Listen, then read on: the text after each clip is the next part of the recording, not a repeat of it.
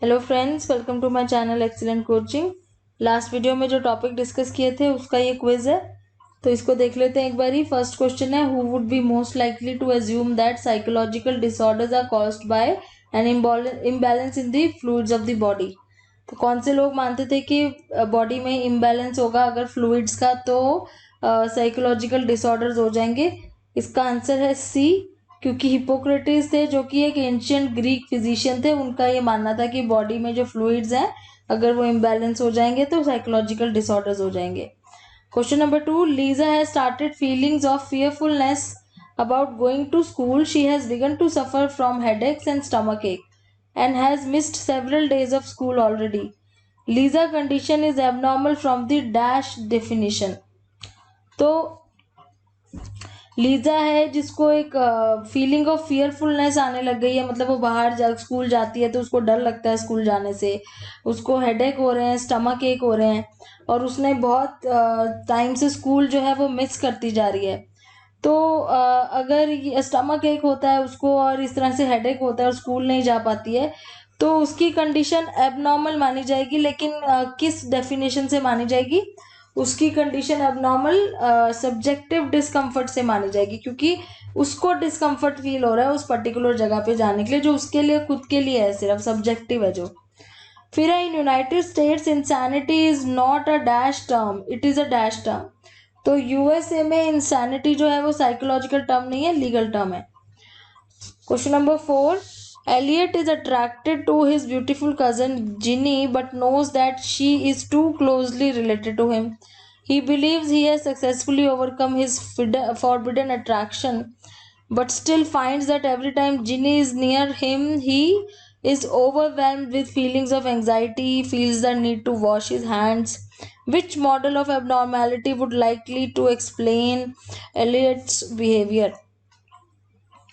तो एलियट कैसे बिहेव कर रहे हैं कि वो अपनी कज़न जिनी से अट्रैक्टेड है, लेकिन उसको पता है वो उसकी बहुत क्लोज कज़न है, तो वो कोशिश करते हैं कि वो जो अट्रैक्शन है उसको वो दबा दें। लेकिन फिर भी उसके सामने जब जिनी आती है तो उसको एक एंग्जाइटी फील होती है और वो बार बार अपने हाथ धोने जाता है उस एंग्जाइटी को छुपाने के लिए। तो ये एबनॉर्मेलिटी का कौन सा मॉडल है? ये है साइकोडायनेमिक मॉडल, जो इनर ग्रेटिफिकेशंस के बारे में बात करता है। फिर है question number 5, which model of abnormality explains abnormal behaviour as caused by illogical thinking. तो कौन सा ऐसा एबनॉर्मलिटी का मॉडल है जो ये कहता है कि एबनॉर्मल बिहेवियर जो है वो इलॉजिकल थिंकिंग की वजह से होता है? तो वो कॉग्निटिव मॉडल है, क्योंकि थिंकिंग जो है वो कॉग्निशन से रिलेटेड है। अब आगे चलते हैं, एंग्जाइटी डिसऑर्डर शुरू करेंगे आज। एंग्जाइटी का मतलब होता है एंग्शियस होना, मतलब कि घबराना किसी चीज़ से। और एंग्जाइटी डिसऑर्डर्स में वो सारे डिसऑर्डर्स आते हैं जो कि जिसका मोस्ट डोमिनेंट जो सिम्टम है वो है एक्सेसिव एंड अनरियलिस्टिक एंग्जाइटी। मतलब बहुत ही ज़्यादा एक्सेसिवली आप एंग्शियस हो रहे हो, मतलब किसी चीज़ से डर रहे हो, अगर बहुत ज़्यादा किसी चीज़ से डर रहे हो, या एक बहुत ज़्यादा घबराहट हो रही है, बहुत ज़्यादा चिंता कर रहे हो, बहुत ही बिना मतलब की रीज़न उसका नहीं पता चल रहा है, तो उसको एंग्जाइटी बोलते हैं। Everyone does have anxiety, some people have a great deal of anxiety. अब हम सबको कभी ना कभी एंग्जाइटी ज़रूर होती है, जैसे हमें एग्जाम से पहले एंग्जाइटी होती है, कोई नई जगह जाने से पहले एंग्जाइटी होती है, कुछ ना कुछ लेवल की एंग्जाइटी हम सबको होती है, और कभी ज़्यादा होती है कभी कम होती है, ऐसा भी होता है। लेकिन अगर एंग्जाइटी डिसऑर्डर के बारे में बात हो रही है, तो डिसऑर्डर के केस में एंग्जाइटी बहुत एक्सेसिव है, और उसका एक्सेसिवनेस का मतलब बहुत अनरियलिस्टिक है। अनरियलिस्टिक मतलब इतनी ज़्यादा एंग्जाइटी होती है कि मतलब वो लगता है देख के कि पता नहीं क्यों इतना ज़्यादा एंग्जाइटी कर रहे हैं, जबकि वो इतना ज़्यादा प्रॉब्लम इतनी बड़ी नहीं है। जैसे final exams are coming up, a student hasn't studied enough, the students anxiety is understandable and realistic, but a student who has studied and has done well is prepared and still worries excessively. अब जैसे जिसने नहीं पढ़ा है वो anxious हो रहा है, तो ऑब्वियस सी बात है कि उसने पढ़ाई नहीं किया तो उसको तो एंग्जाइटी होगी।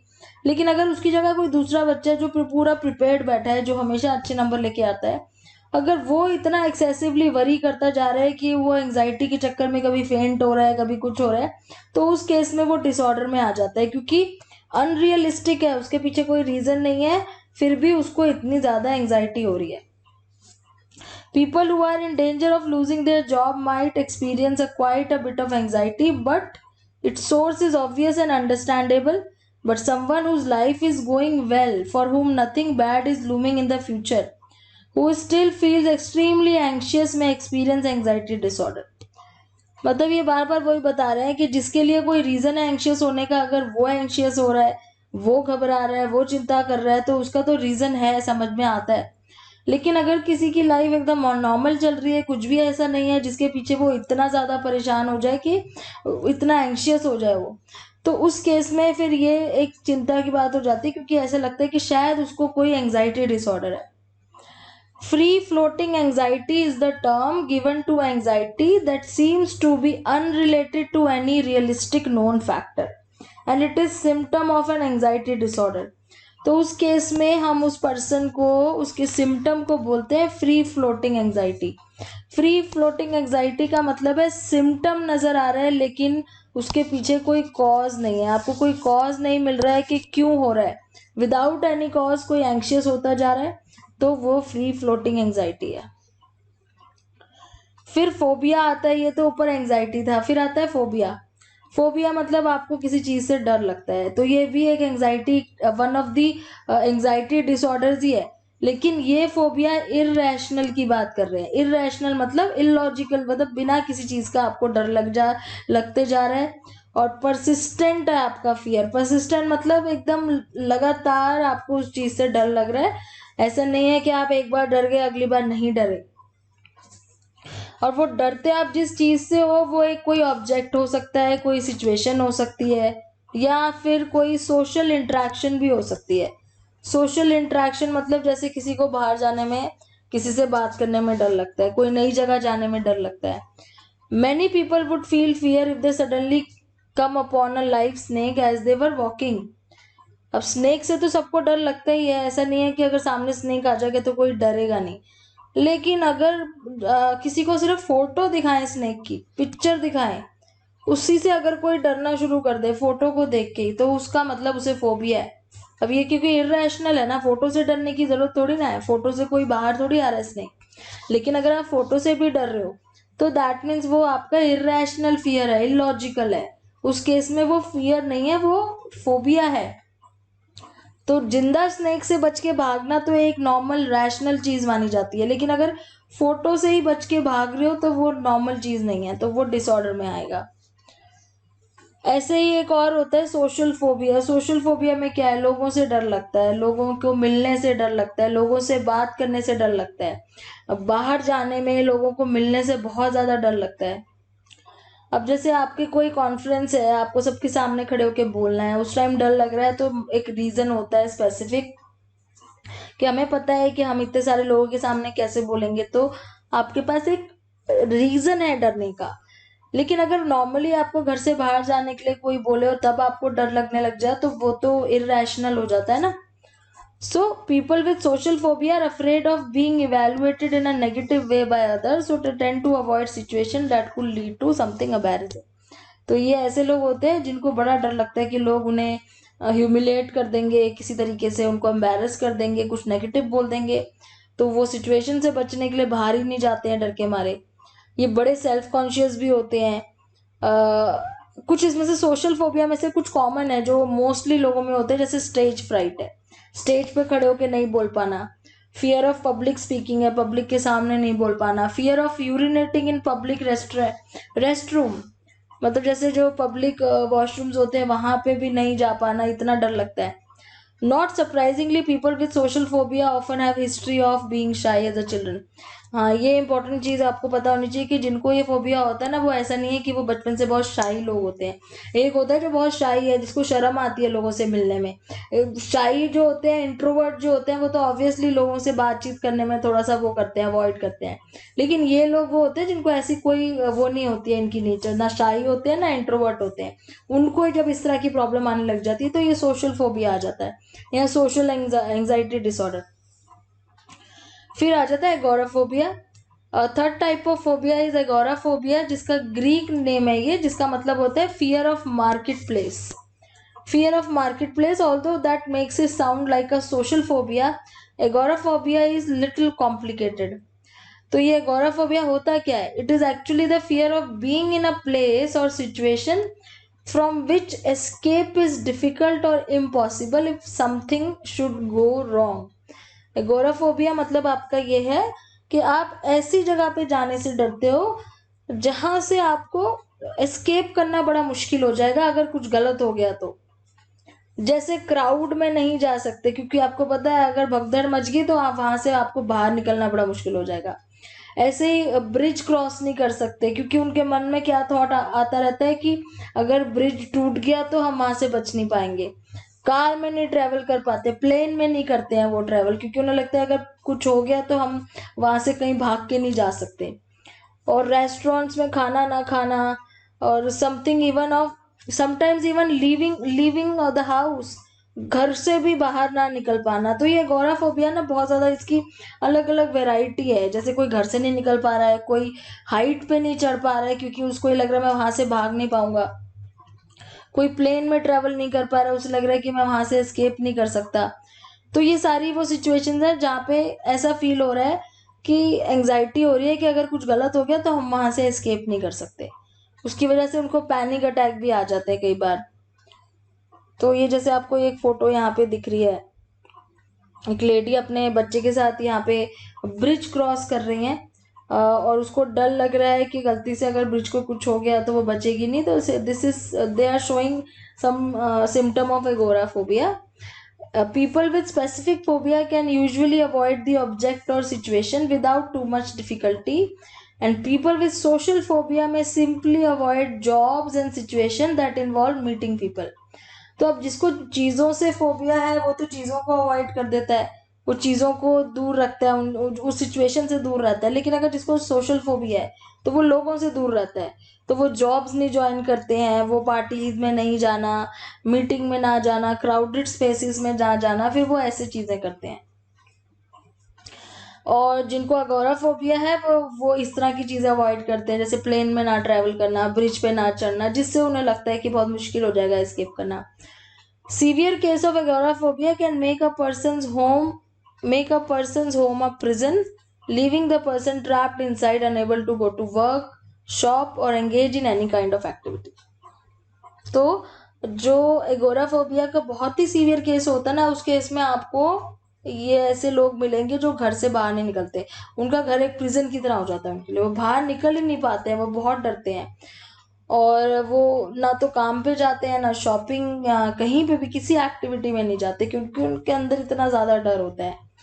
तो आई थिंक इसके ऊपर या गोराफोबिया के ऊपर आपको शायद एक मूवी भी मिलेगी, शायद वो फोबिया नाम से ही है और वो इंडियन मूवी है फोबिया नाम से।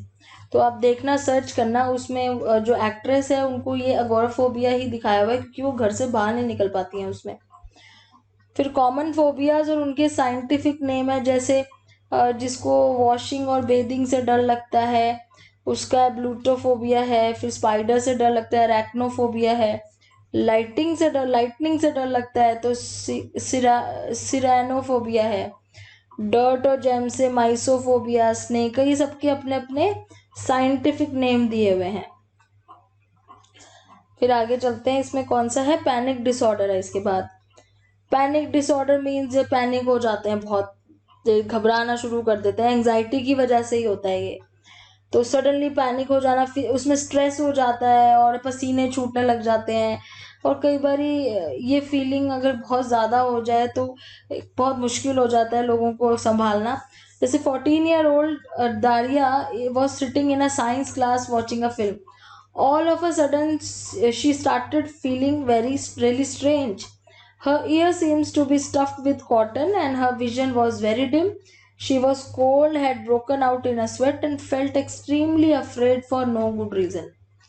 अब ऐसे सडनली कोई बैठा बैठा उसको एक पैनिक अटैक हो गया, मतलब उसके कानों से कुछ सुनाई नहीं दे रही आवाज, विजन डिम हो गया, कुछ दिख नहीं रहा है, एकदम ठंडे पड़ गए हैं, पसीना आ रहा है और डर लग रहा है पता नहीं किस बात का, हार्ट रेट बहुत बढ़ गई है और उसको ऐसा फील हो रहा है कि बस अभी मरने वाली है वो। तो उसका स्किन एकदम पेल हो गई है और कुछ समझ में नहीं, वो बोल नहीं पा रही है। तो ये होता है पैनिक अटैक जिसको हम बोलते हैं। तो पैनिक अटैक में इस तरह की सिचुएशन हो जाती है कि पर्सन एकदम कन्विंस हो जाता है कि अब बस वो मरने वाला है। तो हार्ट रेट इतना बढ़ जाना, ब्रीदिंग बढ़ जाना, सुनाई देना बंद हो जाना, दिखाई देना बंद हो जाना, और स्वेटिंग होना, ड्राई माउथ हो जाना, बोल नहीं पाना। तो आप खुद ही सोचो, जब हर चीज़ बंद होने लगती है, हर चीज़ आपके बॉडी के फंक्शन आपको लग रहा है सब कुछ खत्म हो रहा है, तो आपको ये फीलिंग आ ही जाएगी कि आप एकदम ही आपकी डेथ होने वाली है। Many people who have panic attack think they are having a heart attack. कई बार लोग उसको हार्ट अटैक से वो मिस इंटरप्रेट कर लेते हैं कि उनको हार्ट अटैक हो रहा है, क्योंकि उनको पेन भी हो रहा है, साथ साथ वो डर भी रहे हैं। And psychologically, the person having a panic attack is in a state of terror, thinking that the death is happening, and many people may feel a need to escape. The attack happens without warning and quite suddenly.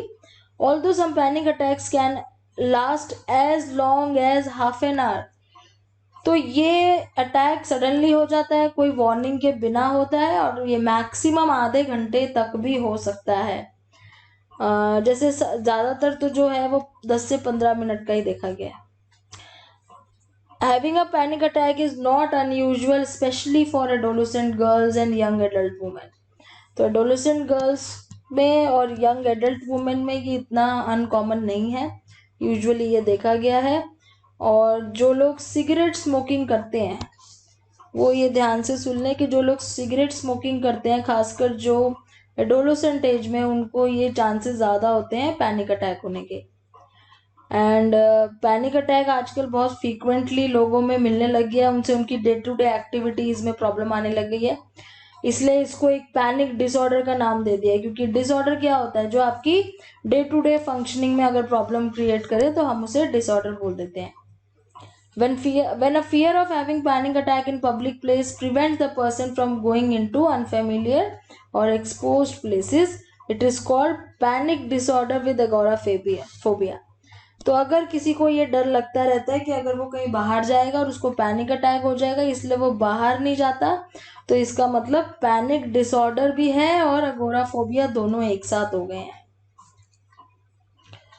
So if driving a car sets of an attack, they don't drive. तो suddenly अगर उनको driving करके panic attack होता है तो वो drive वगैरह नहीं करते हैं, वो चीज़ें अवॉइड करते हैं। So psychologist and psychiatrist will classify a person having either a panic disorder or agoraphobia or panic disorder without agoraphobia. तो वही है, अगर जो बाहर नहीं जा रहा है पैनिक डिसऑर्डर की वजह से, उसको पैनिक डिसऑर्डर भी है और अगोराफोबिया भी है। लेकिन अगर जो जाता है फिर भी उसको सिर्फ फिर पैनिक डिसऑर्डर है, अगोराफोबिया नहीं है। तो अब नेक्स्ट वीडियो में हम ओसीडी से स्टार्ट करेंगे, ऑब्सेसिव कंपल्सिव डिसऑर्डर से। Thanks for watching.